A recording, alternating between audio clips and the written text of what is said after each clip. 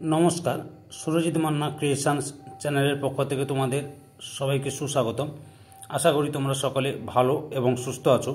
আমি তোমাদের জন্য এই ভিডিওটিতে তুলে ধরছি 2025 সালের মাধ্যমিক পরীক্ষার্থীদের জন্য এবিটিএ টেস্ট পেপার 2024-25-এর ভূগোলের প্রশ্নপত্রের যে পেজগুলো রয়েছে সেই পেজগুলির মধ্যে এই ভিডিওটিতে আমি তুলে ধরব 300 নম্বর পেজের ভূগোলের যে প্রশ্নপত্রের সেটটি রয়েছে সেই সেটের এমসিকিউ ও এসএকিউ সঙ্গে 2 নম্বরের প্রশ্নের সম্পূর্ণ সমাধান থাকবে।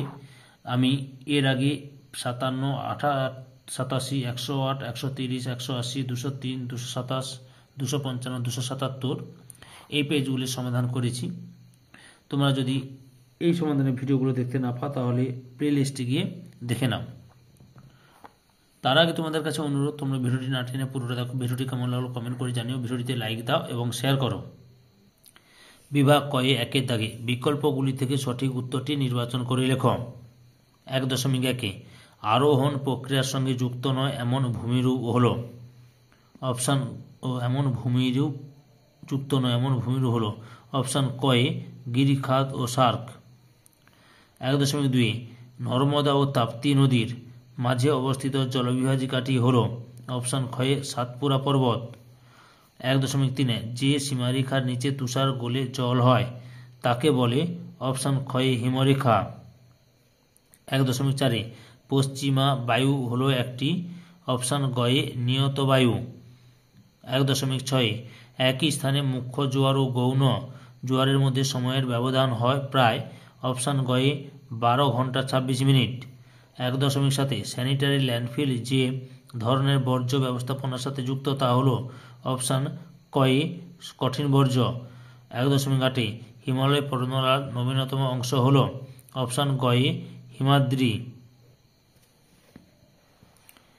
এরপরে লক্ষ্য করো 1.9 দাগে পাঞ্জাব সমভূমির নদীর তীরবর্তী নবীন পলি গঠিত অংশকে বলা হয় অপশান কয়ে বেট। 1.10 ভারতের সবচেয়ে বেশি পলি বহনকারী নদীটি হল অপশান খয়ে ব্রহ্মপুত্র। 1.11 এল নিনোর প্রভাবে ভারতে প্রাদুর্ভাব ঘটে অপশান খয়ে খরা। 1.12 ভারতের কেন্দ্রীয় মৃত্তিকা গবেষণাগার যেখানে অবস্থিত তা হল অপশান কয়ে ভোপালে অবস্থিত। 1.13 একটি শিকড় আলগা শিল্পের উদাহরণ হল অপশান গয়ে কার্পাস শিল্প।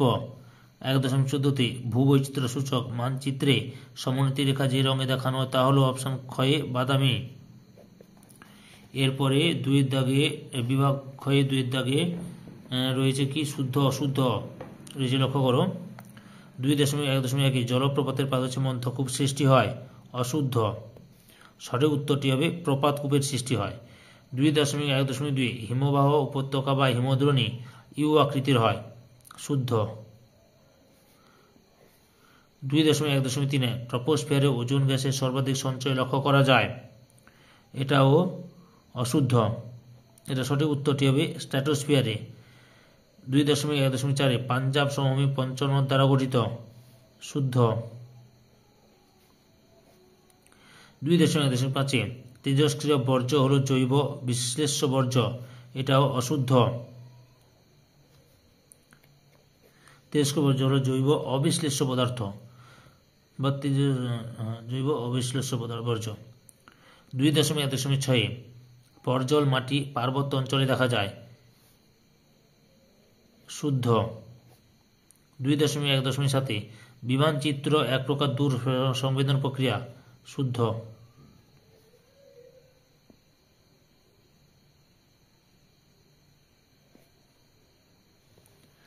2.2 দাগে উপযুক্ত শব্দ বসে শূন্যস্থান পূরণ করো। 2.2.1 মরু অঞ্চলের শুষ্ক নদীখাত ড্যাশ নামে পরিচিত ওয়াদি নামে পরিচিত। 2.2.2 ড্যাশ বেলায় সমুদ্র বায়ু প্রবাহিত হয় দিনের বেলায়। 2.2.3 ড্যাশ তিথিতে জোয়ার দুর্বল হয় অষ্টমী তিথিতে। 2.2.4 পরমাণু চুল্লি থেকে ড্যাশ বর্জ্য নির্গত হয়। তেজস্ক্রিয় বর্জ্য উপরের দিকে লিখছি,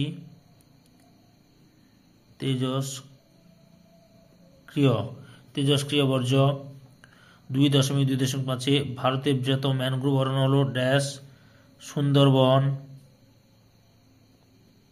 সুন্দরবন। তারপরে রয়েছে 2.2.6 চা শিল্প হলো একটি ড্যাশ সম্পদ ভিত্তিক শিল্প, কৃষি সম্পদ ভিত্তিক,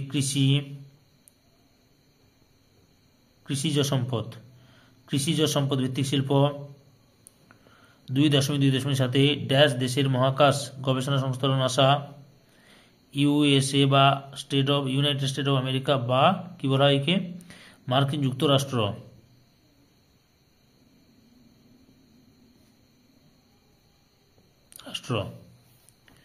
এরপরে একটি বা দুটি শব্দে উত্তর দাও, যে কোনো 6টি। 2.3.1 হিমবাহ উপত্যকা সমুদ্রের জলে ডুবে গেলে তাকে কি বলে? তাকে ফিয়র্ড বলে। ফিয়র্ড বলা হয়। 2.3.2 এনসেলবার্জ ভূমিরূপ বিবর্তনের কোন পর্যায়ে নির্দেশ করে? বার্ধক্য পর্যায়কে নির্দেশ করে।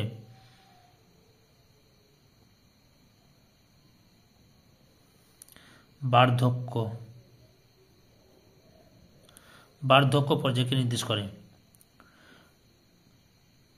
2.3.3 মেসোস্ফিয়ারের শেষ সীমা কি নামে পরিচিত? মেসোপজ নামে পরিচিত।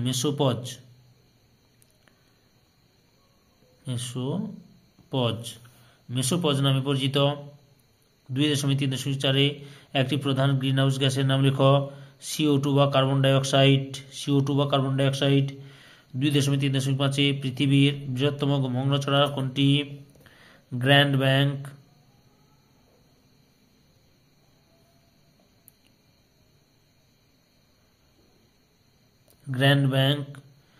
তারপর রয়েছে 2.3.6 ভারতের উচ্চতম মালভূমির নাম লেখো।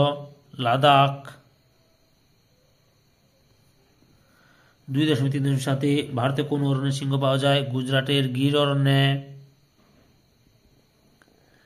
2.3.8 ভারতের ইসরো এর সদর দপ্তর কোথায় অবস্থিত?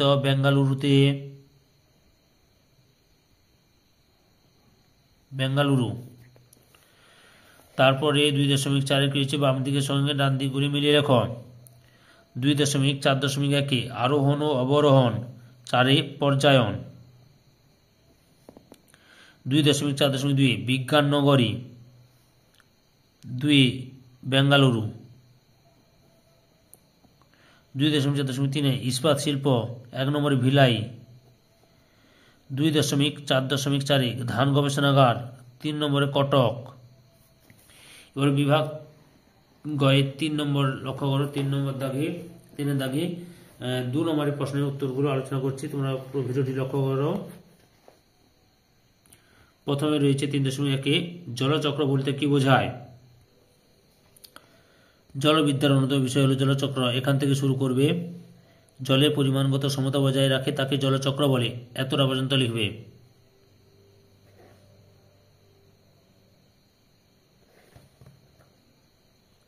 অথবাতে রয়েছে লোয়ের সমভূমি কিভাবে সৃষ্টি হয়?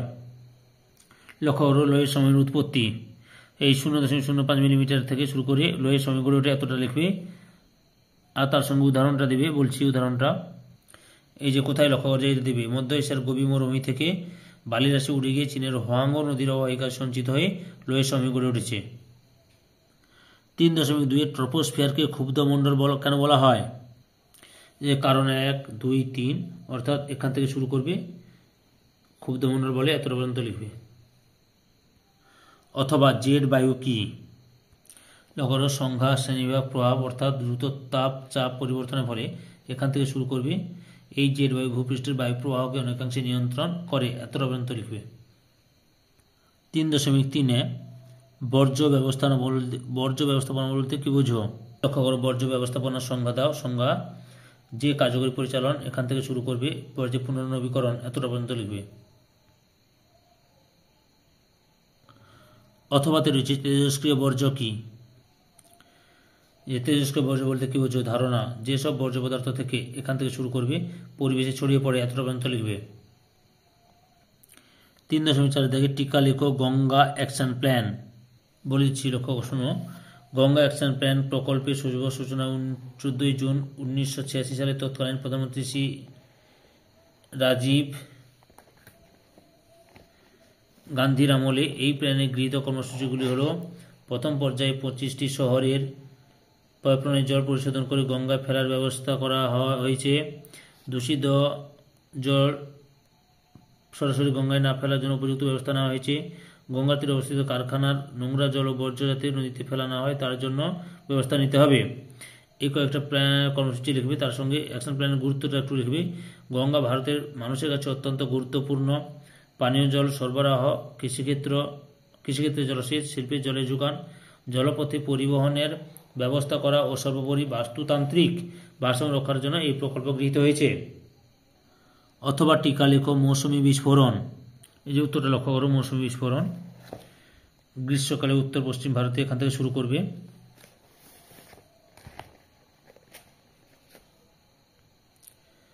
বৃষ্টিপাতের সূচনাকে মৌসুমী বিস্ফোরণ বলে।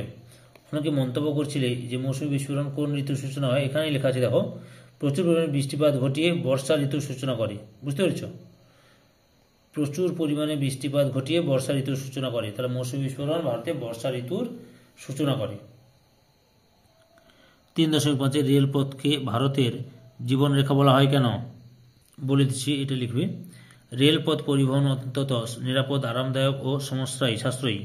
রেলের মাধ্যমে পরিবাহিত পণ্য নষ্ট হয়ে গেলে রেল কর্তৃপক্ষের কাছ থেকে ক্ষতিপূরণ পাওয়া যায়। রেলের পণ্য বোঝাইয়ের রসিদ ব্যাংকে গচ্ছিত রেখে ঋণ পাওয়া যায়। ভারতে যাত্রী পরিবহনের 45% রেলপথের মাধ্যমে সংগঠিত হয়ে থাকে। সর্বোপরি কর্মসংস্থান বৃদ্ধি, শিক্ষা, সংস্কৃতির প্রসার, জাতীয় আয় বৃদ্ধিতে রেলপথের গুরুত্ব অপরিসীম। তাই রেলপথকে ভারতের জাতীয় জীবনরেখা বলা হয়।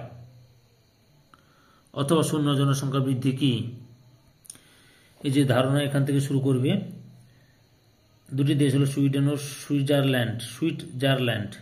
বুঝতে পেরেছ? এটা লিখবে, শূন্য জনসংখ্যা বৃদ্ধি কাকে বলে। 6.3 ভূ বৈচিত্র্য সূচক মানচিত্রের দুটি ব্যবহার উল্লেখ করো। এর আগের সেটাই এই প্রশ্নের উত্তরটা বলেছি, আবার দেখাচ্ছি তোমাদের সামনে। লক্ষ্য করো, ভূ বৈচিত্র্য সূচক মানচিত্রের ব্যবহার। এই যে এখান থেকে শুরু করবে। সামরিক প্রয়োজনে ভূমি ব্যবহারে পরিবর্তন বা নদীর গতিপথে পরিবর্তন বোঝার জন্য এত পর্যন্ত লিখবে। তাহলে এখান থেকে এত পর্যন্ত লিখবে। 2 নম্বরের লাস্ট প্রশ্ন, অথবা সেন্সর কি? সেন্সরের সংজ্ঞা, এই যে এখান থেকে এত পর্যন্ত লিখবে। উদাহরণ রেডিয়ার, অ্যাক্টিভ রেডিওমিটার, এগুলো সেন্সরের উদাহরণ। বুঝতে পেরেছ?